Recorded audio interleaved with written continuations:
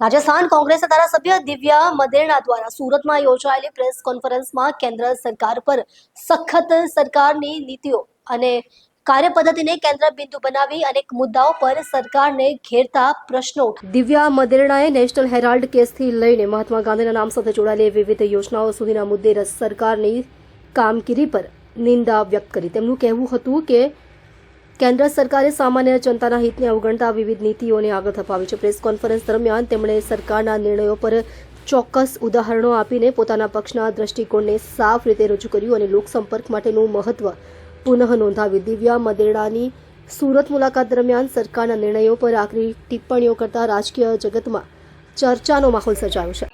कांग्रेस की एक ही स्ट्रैटेजी है कि गरीब की, युवाओं की, महिलाओं की, पिछड़े वर्ग की, शोषित की आवाज बनकर वो हमेशा भाजपा की दमनकारियों नीतियों के सामने संघर्ष करती रहेगी.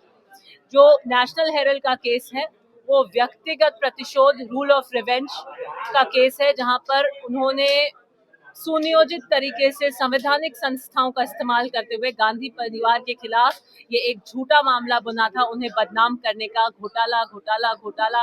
नेशनल हेरल्ड जो स्वतंत्रता संग्राम में जिसकी एक मशाल जलाई, जो एक लोकतंत्र का, स्वतंत्रता का एक प्रहरी रहा, उसके माध्यम से गांधी परिवार को बदनाम करना चाहते थे. उसका पटाक्षेप हुआ, इनके इरादों का पर्दाफाश हुआ, और सिर्फ इसलिए कि राहुल गांधी जी आज की तारीख में कन्याकुमारी से कश्मीर तक हजारों किलोमीटर पैदल चले, उन्होंने देश की आवाज को उठाया. वो गरीब की आवाज को उठाते हैं, वो सरकार को चुनौती देते हैं, वो हमेशा उनकी दोहरी नीति को का पर्दाफाश करते हैं. उन्होंने जो पर्दे के पीछे वोट चोरी का जितना बड़ा खेल हो रहा था, वो महाराष्ट्र में जैसे वोटों का एडिशन हुआ, हरियाणा बिहार में जैसे डिलीशन हुआ, उसकी कलई खोली. यही कारण है कि इन सबको भटकाने के लिए इनको बदनाम करने की कोशिश